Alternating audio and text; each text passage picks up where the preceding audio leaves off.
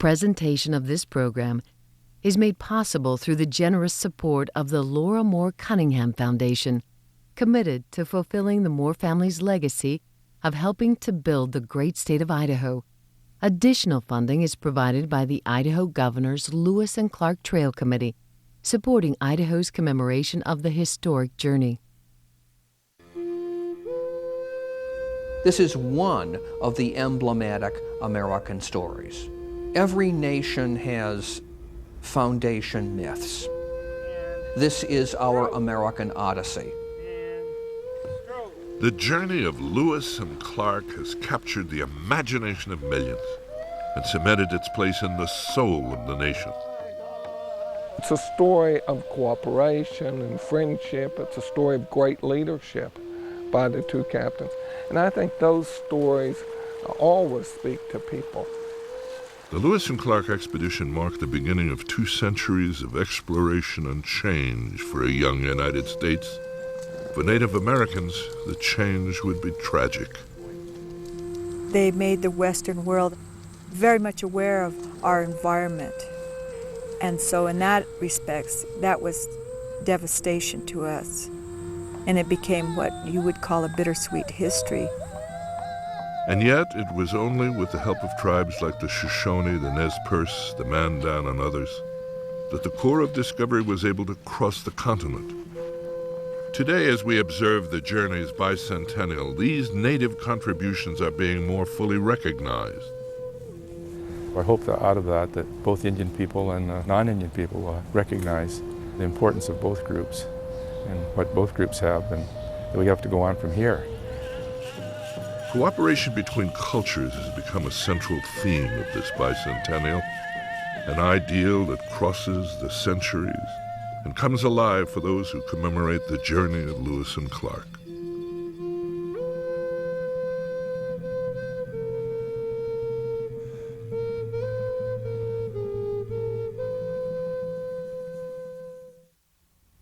Two centuries ago, the Corps of Discovery ventured into a West that was largely unknown to citizens of the United States. But it was by no means an uninhabited wilderness. The expedition would be traveling through the heart of native homelands.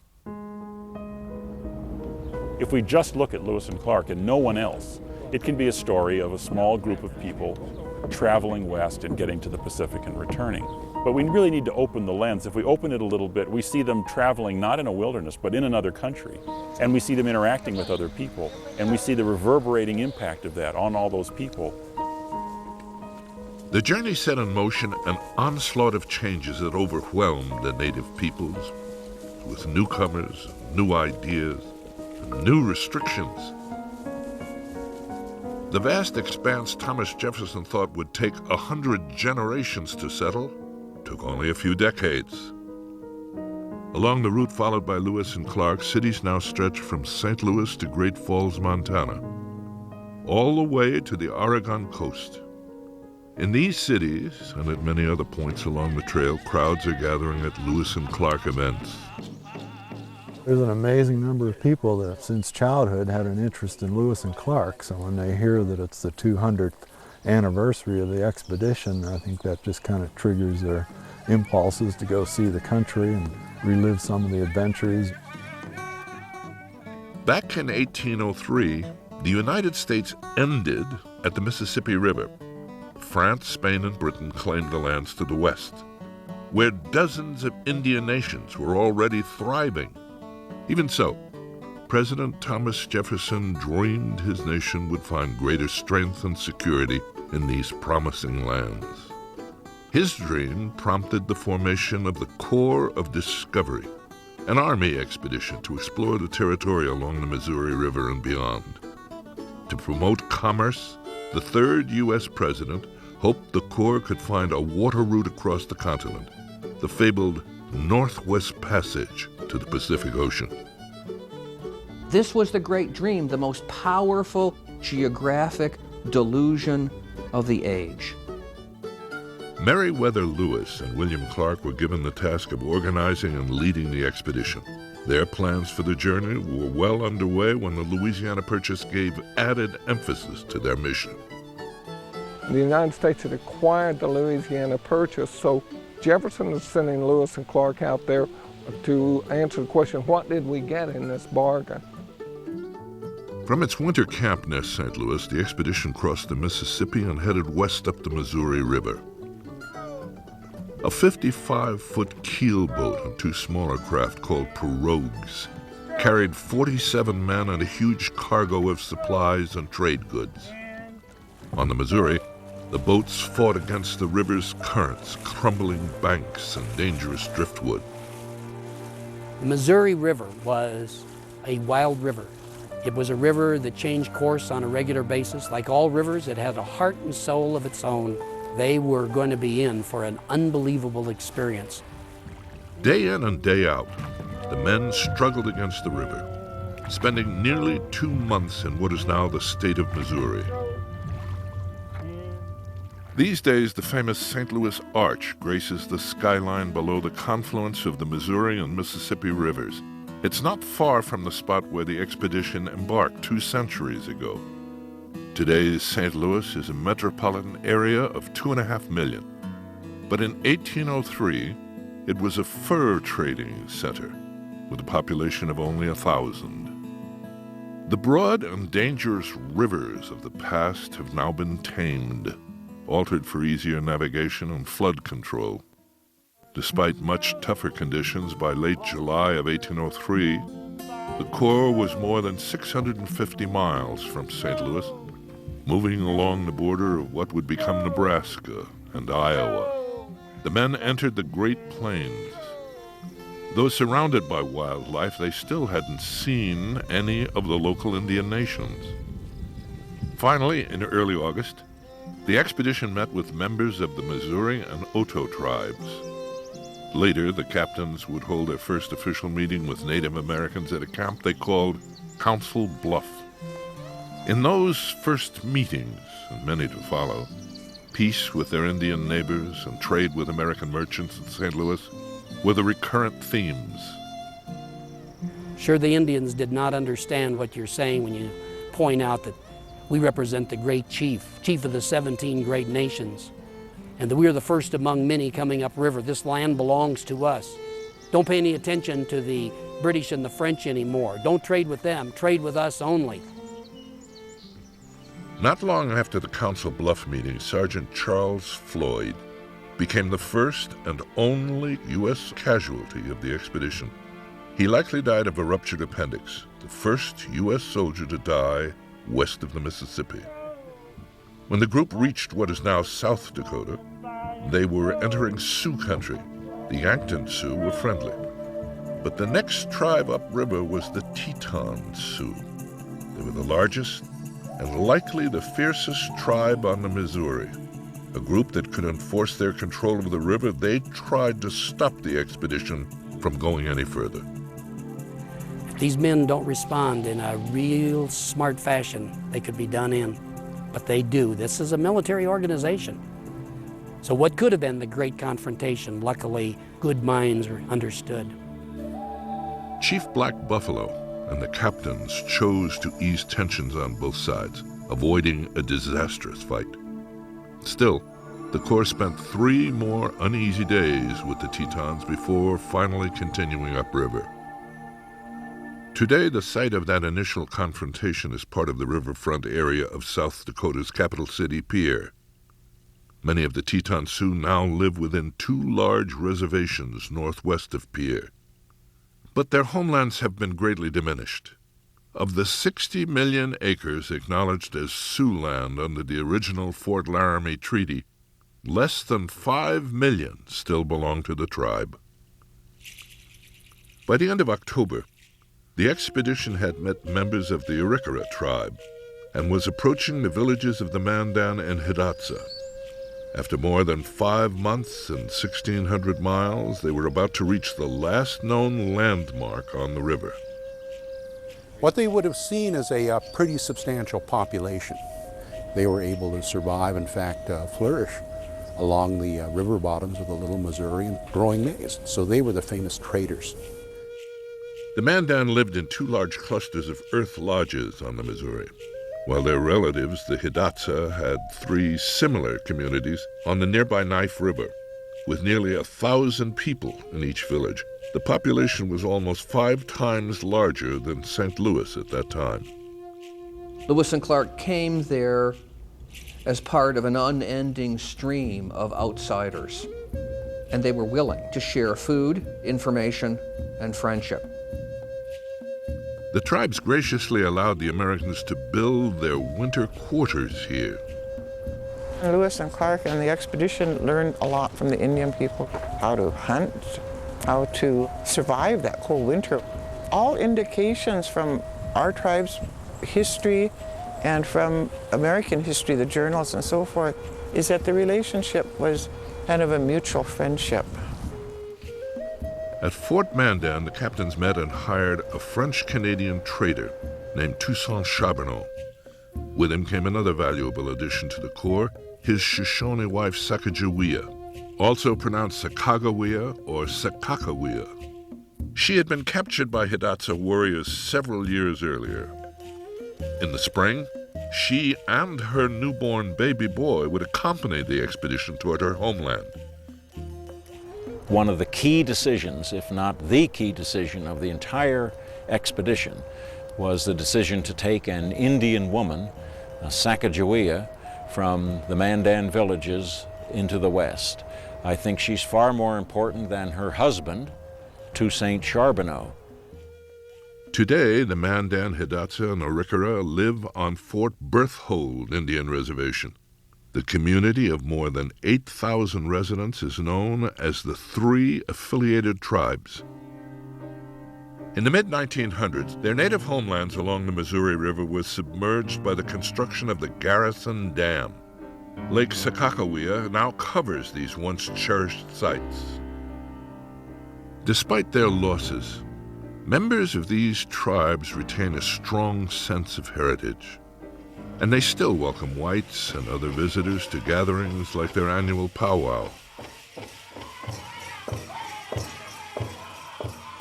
In the spring of 1805, the Corps of Discovery was ready to push on from the Mandan villages into the uncharted lands of the far west.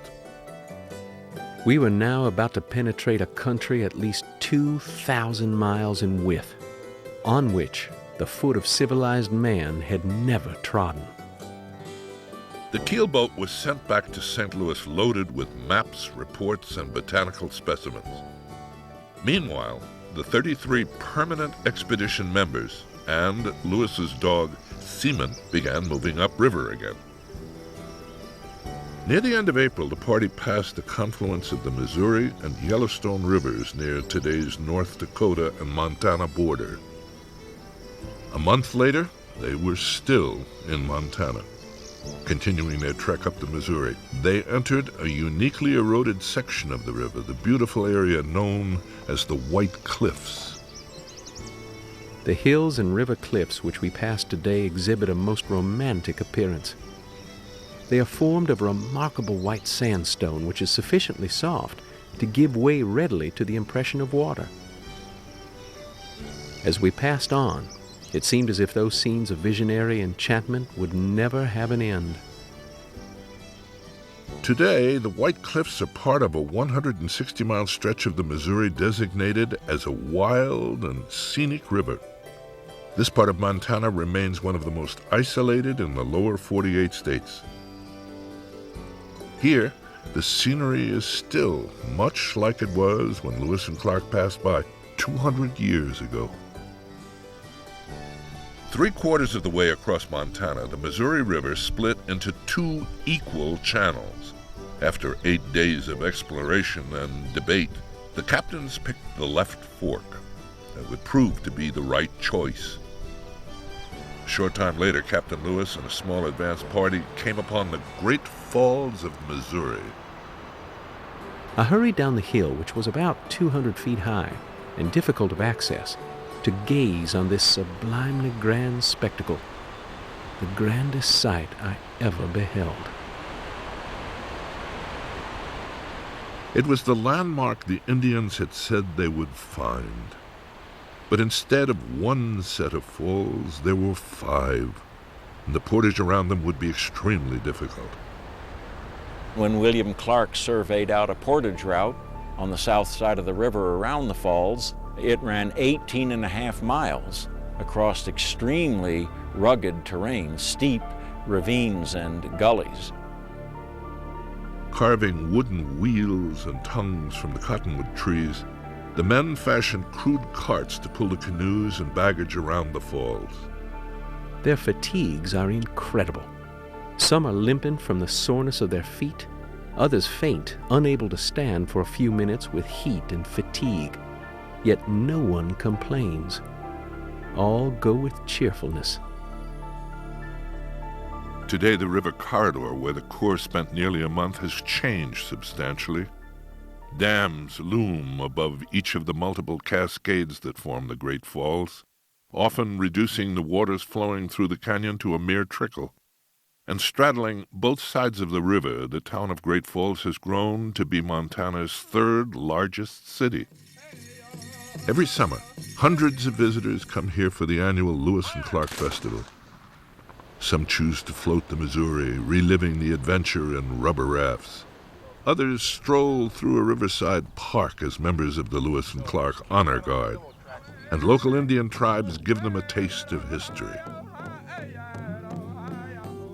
It was now mid-July, and the expedition was well behind schedule. The challenge of the Rocky Mountains lay ahead. The river canyon deepened, and the peaks closed in around them. This evening we entered the most remarkable cliffs that we have yet seen. These cliffs rise from the water's edge on either side, perpendicularly to a height of 1,200 feet. From the singular appearance of this place, I called it the Gates of the Rocky Mountains.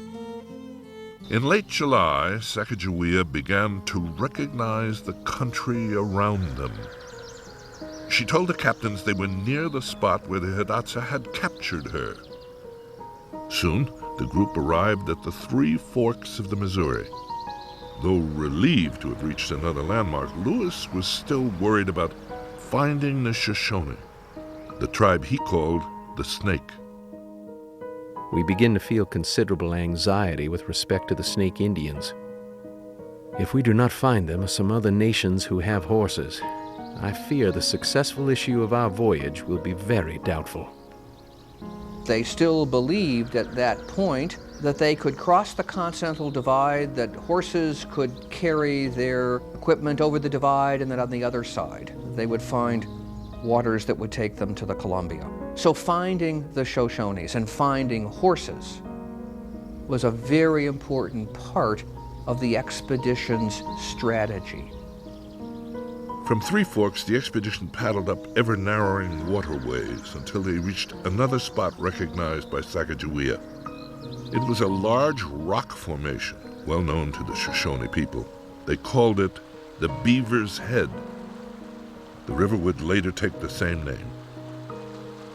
Every day, the Beaver Head River became more shallow and difficult to navigate.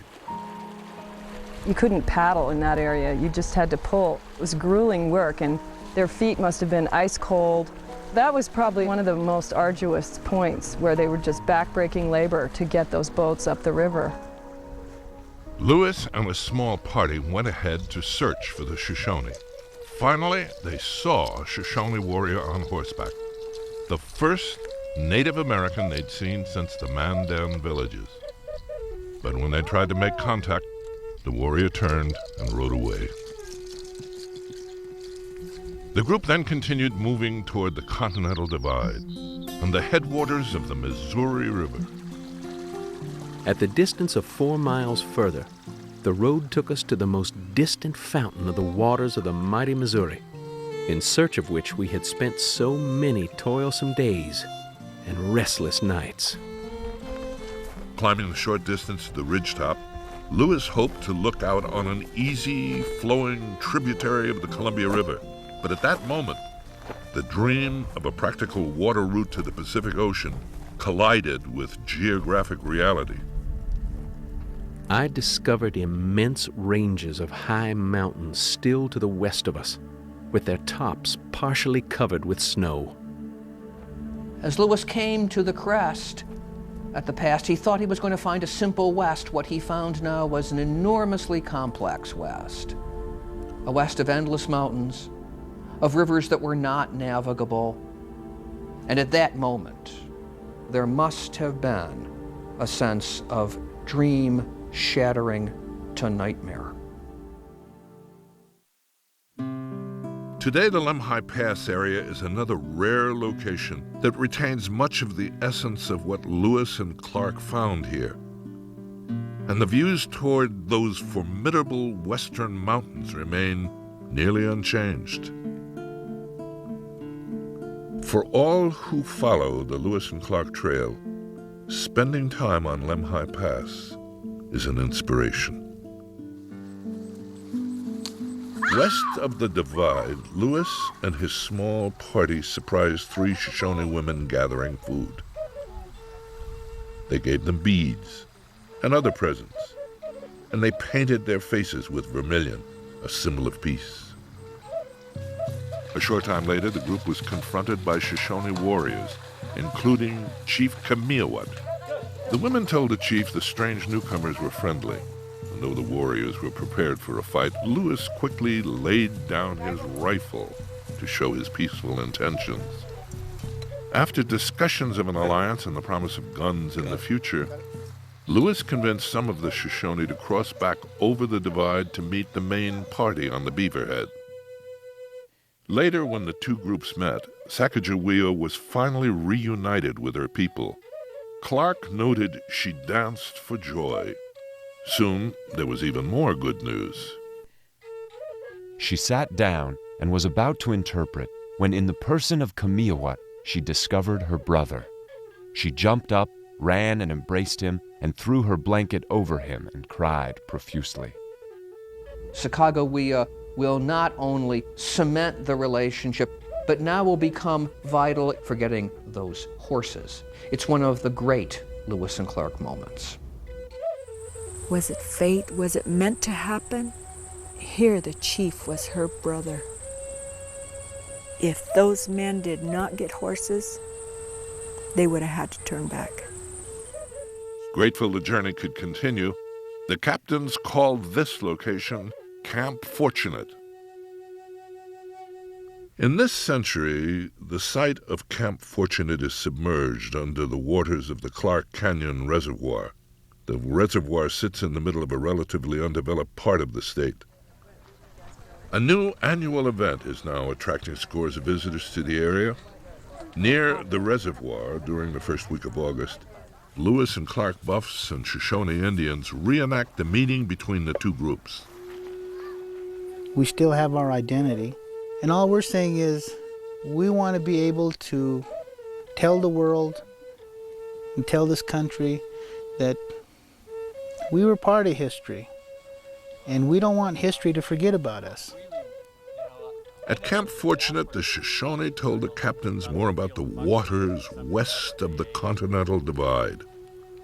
They said the small river flowing through their valley homeland emptied into a larger, more turbulent river that was not passable by canoe. Clark and some men went ahead to the waterway he called Lewis's River. It would later be known as the Salmon. After traveling 40 miles along the Salmon, Clark was convinced the Shoshone were right. The water runs with great violence from one rock to the other on each side, foaming and roaring through rocks in every direction, so as to render the passage of anything impossible. While Clark explored the Salmon, Lewis and the rest of the party brought their supplies over Lemhi Pass with the help of the Shoshone. The two captains reunited at Kamiawat's camp in the Lemhi Valley. The Lemhi Shoshone tribe no longer lives in this valley that was their ancient homeland. The Agadika, or Salmon Eaters as they called themselves, were relocated by the government to the Fort Hall Reservation. The valley filled in with homes and ranches, and the town of Salmon grew up at the junction of the Lemhi and Salmon rivers. In 2003, many Lemhi Shoshone returned to the valley to celebrate the dedication of the Sacagawea Center. Dancing in view of the recently renamed Sacagawea Peaks, tribal members celebrated this new landmark near Salmon. The center highlights the Lemhi Shoshone culture and the woman, a teenager really, who was so important to the expedition. We are Sacagawea's people, America's heroine, and there were promises made to her people. And I know that this center here is the beginning of that promise. And her people was led from this valley crying in 1907. Maybe you can allow us to come home and take care of her dreams and hopes for our people, to take care of our homeland, to take care of the bones of her mother, her father, her brothers, and her sister. Because this is where we belong. Maybe that's what the legacy of the Lewis and Clark expedition is all about. With 29 horses and a mule acquired from the Shoshone, the expedition began moving north from the Lemhi Valley. They were headed for an Indian trail that crossed the rugged mountains. A Shoshone guide the captains called Old Toby knew the way. Crossing the Rocky Mountains is the heart and soul of the expedition. It's the key to the entire trip. They had no idea that the Rockies are not a single chain of mountains, chain after chain after chain of mountains, more than 100 separately named mountain ranges in western Montana and northern Idaho alone. They would cross the Rockies again at what's now called the Lost Trail Pass along the Idaho-Montana border. After crossing the pass, the group entered a wide, gentle valley. Near the East Fork of the Bitterroot River, they met another tribe of Native Americans, the Flatheads, or Salish. Old Toby had relatives among the nearly 400 Flatheads gathered there, so the expedition was greeted warmly. Those people receive us friendly, threw white robes over our shoulders, and smoked in pipes of peace. This group that met Lewis and Clark were part of the tribe, and they were on their way on a buffalo hunt, and they welcomed them into the camp. Apparently they got along quite well. They were well received, and they provided them provisions and let them leave their tired, worn-out horses, and they gave them fresh horses. The expedition then crossed into the main Bitterroot Valley. Traveling along the river, they studied the wall of imposing mountains to the west, some of the most rugged peaks in the Bitterroot chain. In the shadows of the Bitterroots, the expedition spent 2 days at the camp along Lolo Creek they called Traveler's Rest. These days, the Salish no longer live in the Bitterroot Valley. Most are now on the Flathead Reservation about 100 miles northwest of here. Teepees that once dotted the lush countryside along the Bitterroot River have been replaced by large homes and bustling communities. Yet to the west, the rugged mountains remain unchanged, protected from incursion as the Selway Bitterroot Wilderness Area. It was already fall, and the expedition still faced the most difficult mountain crossing of the entire journey. On September 11th, they began their ascent of the Bitterroots along a well-traveled Nez Perce trail. What they followed was a historic trail that the Indians have been using for eons, and probably the main trading route across the northern Rockies. It followed an east-west ridgeline that's pretty intact across this section of the mountains, and it's one of the few east-west ridgelines that is fairly continuous across, so it's a neat route. The captains thought the crossing would take less than a week. It was soon apparent the trip would be longer and more difficult than they expected. The road through this hilly country is very bad, passing over hills and through steep hollows, continued on and past some most intolerable road on the sides of steep stony mountains.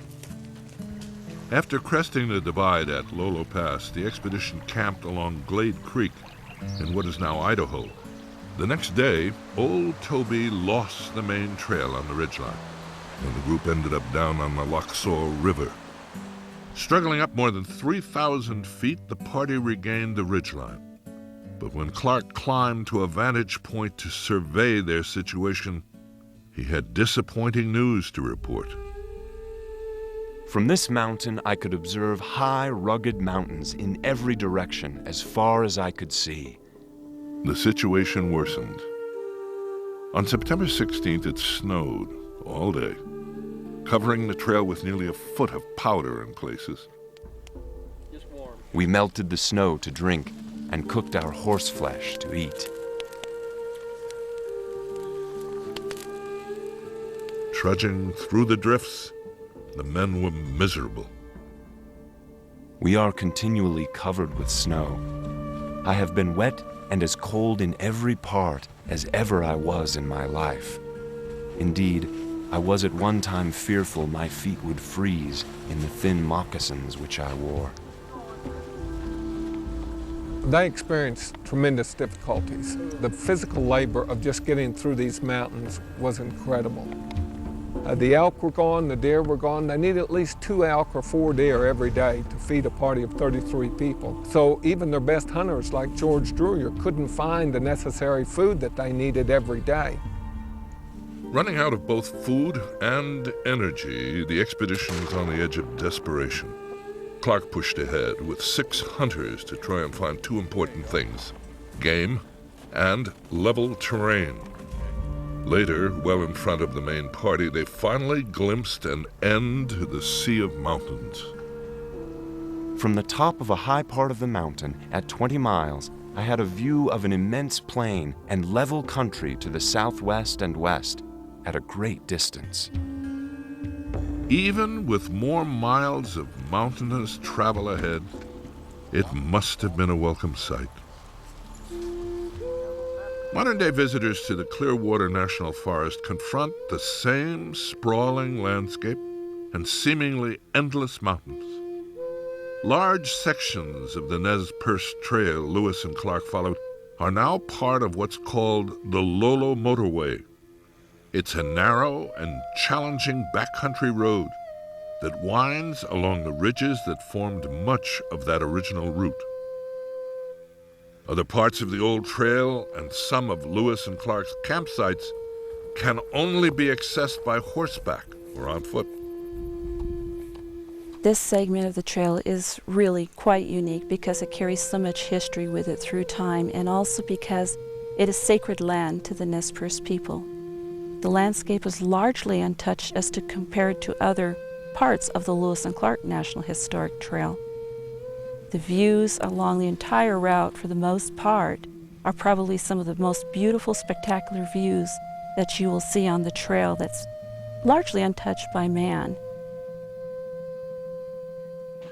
At Lolo Pass, a new Forest Service Interpretive Center was dedicated in the summer of 2003.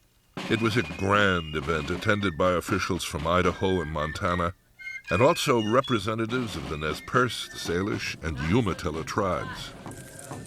It's an opportunity for the Indian tribes to take part in the bicentennial, to showcase their history and culture if they choose to do so. So it's an opportunity for a healing process to take place. So I see very positive things coming out of the Lewis and Clark Bicentennial. Today was very important for us all to give credit to the Nez Perce tribe for allowing us basically to have these beautiful interpretive centers, visitor centers, in the midst of what they consider their holy spaces. And for them to be there and to be acknowledged and to be able to sing their songs, you could tell that they take a great amount of pride in their culture and their horses and everything about this story that is connected to their history. They want to make sure that people realize it's their story too.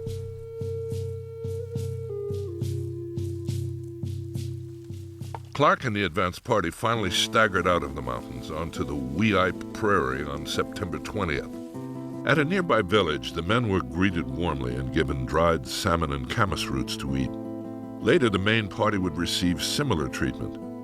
These generous Nez Perce were part of the largest tribe between the Missouri and the Pacific coast. The interactions with Native Americans generally were mutually helpful. Lewis and Clark didn't come as conquering heroes. Many times what they were doing was simply seeking help, and the Native Americans were very good at providing that assistance. In Idaho, for instance, the Nez Perce are just the ultimate in this sort of arrangement. Not all Nez Perce were happy to see the strange white men in their country. The presence of old Toby and Sacagawea, enemy Shoshone who accompanied the Corps, made them suspicious. According to oral tradition, some warriors considered wiping out the expedition. But in the village of their host, Chief Twisted Hair, there was an unexpected ally. An older Nez Perce woman named Wet Cuis spoke up for the strangers. Years earlier, she had been captured by a rival tribe and was later befriended by whites before making her way home. It was a decision of the council, and the woman who had returned from a faraway country is credited with lifting up the side of the teepee and pointing and saying, you know, do them no harm, is the way that story goes. We were already here. We accepted them into our neighborhood, into our country, and we let them go through our country. That's the way we look at it. You know, hey, we're good guys. You know, we treated these guys good. Why don't we get that in return? After providing food and other assistance, the Nez Perce showed the Corps how they hollowed out canoes from tall ponderosa pine trees that lined the river. Though many of the men had fallen ill from the sudden change in diet, the boats were completed by early October. These 5 new canoes would take them to the Pacific Ocean. Many Nez Perce still live along the Clearwater River, but their reservation contains only a small part of their original homelands that once stretched from western Montana to eastern Washington. Today, even within reservation boundaries, whites greatly outnumber the natives. This great change is here, and we knew this great change was going to occur even 200 years ago. But all the dynamics of the last 200 years let us survive. Downriver, just beyond the reservation border, is the confluence of the Clearwater and Snake Rivers. Here you'll find the sister cities of Lewiston, Idaho, and Clarkston, Washington. Well, I think they'd be pretty surprised if they came back today and found 2 communities named after them. They'd certainly be surprised at the number of trees, and instead of one Indian cabin, as they called it, that was on the point, we now have a large community. Lewiston is the site of both an annual Lewis and Clark symposium and a festival. At a recent symposium, participants from across the country visited several of the historic sites. They met Nez Perce tribal members and learned about their remarkable culture.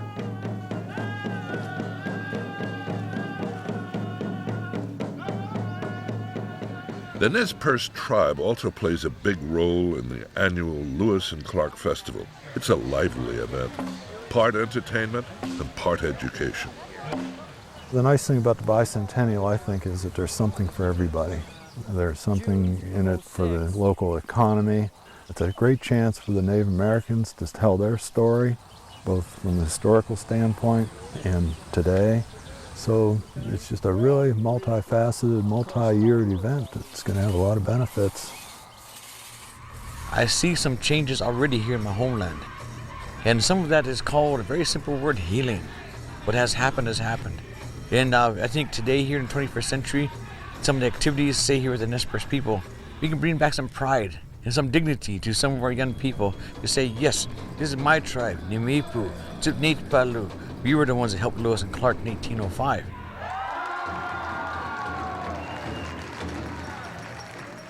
From the Nez Perce villages, the expedition pushed off into the rippling waters of the Clearwater River. Twisted Hair and another Nez Perce joined them as guides. After 2 months of travel by land, the expedition was back on the water, floating with the current. Nez Perce guiding downstream was particularly important. The Indians were intimate with the river and knew the moods of the river and the different water levels and which rapids to run and which ones to go around. And some of them literally rode along the bank and diplomatically paved the way in the villages that were encountered by Lewis and Clark. So their guiding was just invaluable. Yet, even with Indian guides, the swift waters of the Clearwater and the Snake posed problems for the cumbersome boats. There were several mishaps as they sped through Idaho and into the treeless lands of what is now eastern Washington. Though the rapids were a continuous challenge, the captains chose to push on through. We should make more portages if the season was not so far advanced and time precious with us. In mid-October, the expedition reached another milestone, the confluence of the Snake and the mighty Columbia rivers. Here they met tribes that were relatives and allies of the Nez Perce. Crowds of Yakima, Wanapum, and Walla Walla turned out to welcome the explorers. There were many tribes, many languages, many dialects, and Lewis and Clark were kind of ill-equipped to understand the multiplicity of languages and cultures and peoples they were encountering. And they had to rely on their Nez Perce guides who accompanied them to our country. Throughout the area, the men saw great numbers of Indian scaffolds. They were filled with drying salmon. At the time, the Columbia River produced more salmon than any other river in the world. Today, the incredible salmon runs of the Columbia and its tributaries have dwindled to a fraction of their historic numbers. And the rapids of the Snake River that challenged the expedition have been replaced with the slack waters of reservoirs. 4 dams on the lower Snake hold back the once churning water. At the confluence, tourists can visit Sacagawea State Park, a small area sandwiched between bridges across the rivers and surrounded by the growing Tri-Cities of Pasco, Kennewick, and Richland, Washington. A large Yakima reservation has been established west of the Tri-Cities, while members of some of the other tribes now live on the Confederated Umatilla Reservation near Pendleton, Oregon. There's a very fundamental need that we have for our neighbors and the other people who live in this land with us to understand our people, our history, and our culture. We also want people to know that we have been here not for the breadth of American history for a couple hundred years. We've been here for thousands of years. We want to be here for thousands of years into the future. The expedition continued to meet ever-growing numbers of Native Americans during its voyage down the Columbia River. And although many challenges were still ahead, they continued to move closer to the Pacific each day. After the difficult portage of Celilo Falls, the captains chose instead to run several extremely difficult rapids. Local natives lined the shore to watch. We passed safe, to the astonishment of all the Indians. After the long narrows, Twisted Hair left the group to return to his village. He told the captain that the Nez Perce were feuding with the Chinook tribes who lived in the area. Historically, the Chinook tribe is located from the mouth of the Columbia River up to the Dalles. Lewis and Clark, in their journals, spoke of coming down the Columbia River and always being within sight of Chinook houses and Chinook villages. By early November, the Corps was finally through the worst of the rapids. The river widened and they could feel the tides. The semi-desert of the upper Columbia had turned into a lush rainforest. They began to see the natives' coastal canoes, the high bows, the curved figures, and the ease with which the Chinooks moved in them impressed the men. As they made the final push toward the Pacific, the elements conspired against them. A huge storm, violent waves pinned them down for nearly 2 weeks. They recognized right off that the Chinook canoes were out in the storms and the high waves in the middle of winter, and they were pinned down against the shore because their dugouts could not handle the rough water. Eventually, the Corps made it to the coast, setting up a camp north of the mouth of the Columbia. They had now traveled well over 4,000 miles from their starting point near St. Louis. Clark recorded the reactions of some of his men upon reaching the ocean. Men appear much satisfied with their trip, beholding with astonishment the high waves dashing against the rocks and this immense ocean. The captain scanned the coastline for a ship that could restock their dwindling supplies. Finding no sails on the horizon, they called their site Camp Disappointment. To choose a location for their winter quarters, the captains held a historic vote. Every member of the expedition voiced an opinion, including Sacagawea and York. The group selected the south side of the Columbia as their location to build Fort Clatsop. It was named for the local Clatsop tribe, relatives of the Chinook. For the next several months, the fort would be their home. A replica of the original fort is now the centerpiece of a popular national memorial. A few miles away, the town of Astoria sprawls along the Columbia River. The town grew from a fur trading center, established only years after Lewis and Clark arrived. The Columbia, meanwhile, is no longer the wild waterway it once was. It's been tamed by a series of dams stretching nearly its entire length. The Grand Celilo Falls is now submerged, no longer a prime fishing spot for Native Americans. But tribes continue to fish the river, catching salmon from platforms along rocky tributaries or scooping them up with nets along the main channel. Some Nez Perce travel many miles to fish here. Unlike the Nez Perce, though, the Chinook are not a federally recognized tribe. They have no reservation in their historic homelands near the Columbia. After decades of fighting for federal recognition, the Chinook's most recent request was turned down in 2002. Despite the setback, tribal chairman Gary Johnson, his son Tony, and other Chinooks are working to keep their culture alive. That's why events like this canoe naming ceremony near Fort Clatsop are so important to them. What's called a Chinook-style canoe is probably a refinement of canoe styles for, probably tens of thousands of years. I'm just compelled to see that the lifestyle that I have seen in some of my family and some of our elders is continued. There's a lifestyle that developed here around this place, the language, the way of carrying yourself, the way of dealing with this environment, that is very valuable. The Corps spent a long, wet winter at Fort Clatsop. They had few trade goods left to exchange with the tough trading local tribes. Though their relationship with the coastal Indians didn't match those with the Mandan and Hidatsa, there's little doubt the expertise of the native peoples helped the expedition weather yet another winter. At this place, we have wintered and remained from the 7th of December until this day, and have lived as well as we had any right to expect. Notwithstanding the repeated fall of rain which has fallen almost constantly since we arrived here. By early spring of 1806, the Corps was anxious to begin its journey home.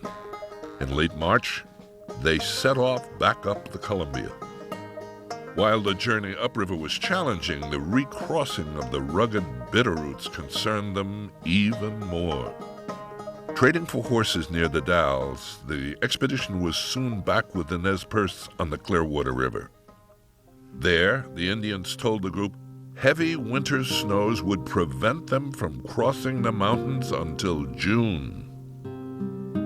That icy barrier, that which separates me from my friends and country, from all which makes life esteemable, patience, patience.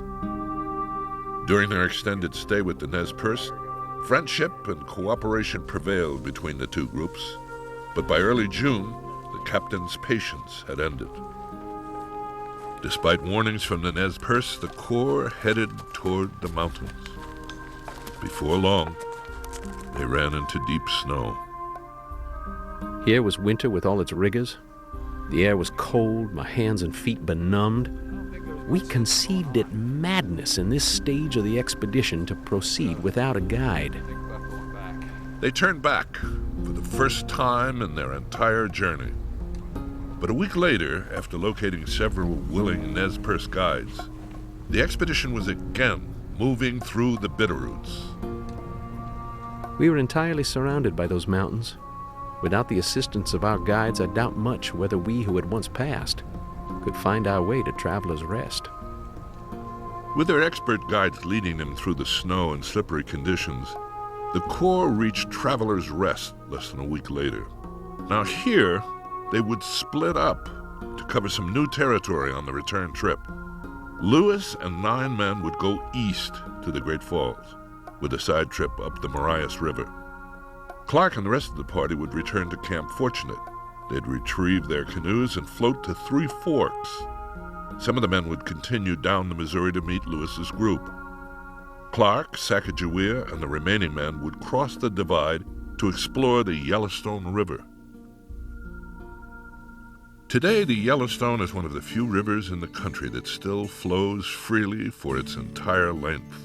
Along its banks, Western settlers have carved out farms, ranches, homes, and towns. Rising above the river near Billings, Montana, is a large rock outcropping.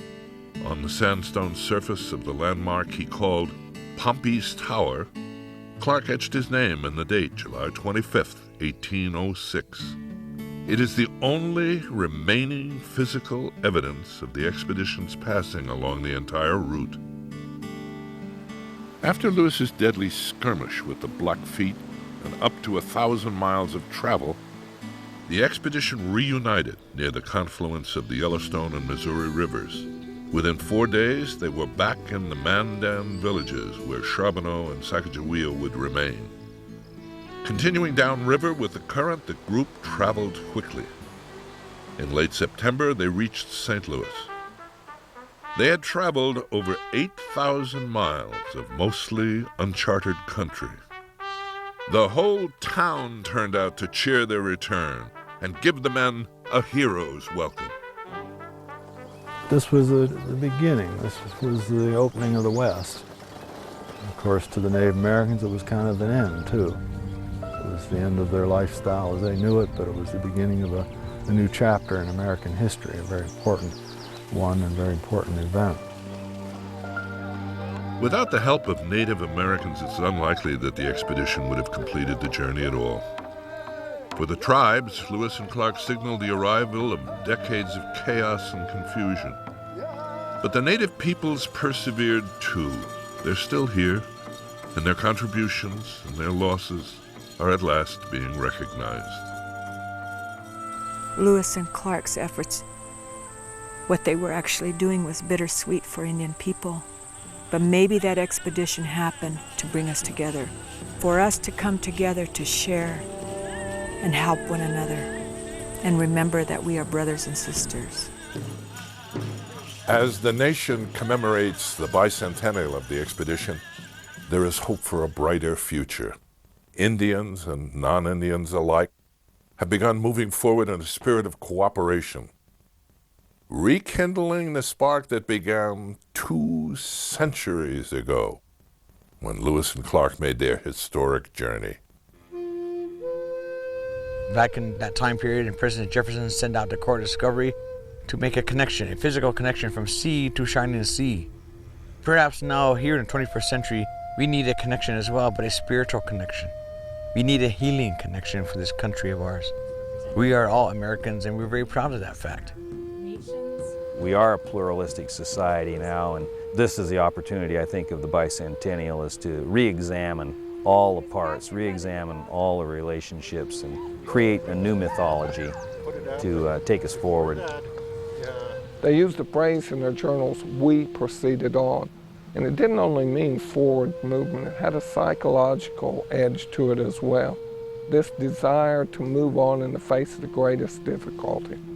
So as we proceed on, we can take many of the factors of cooperation and leadership and bring these into our own world.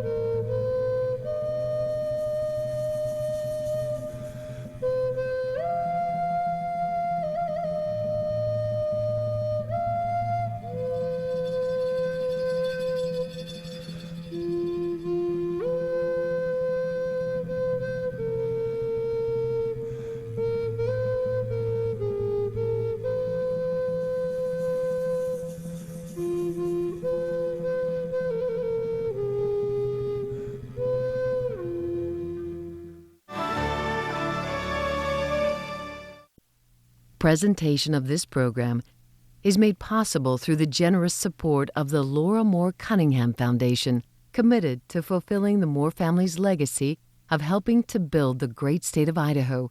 Additional funding is provided by the Idaho Governor's Lewis and Clark Trail Committee, supporting Idaho's commemoration of the historic journey.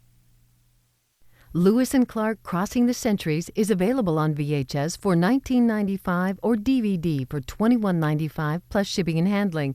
To order, please call 1. This is not how Samuel de Champlain had imagined his life would end.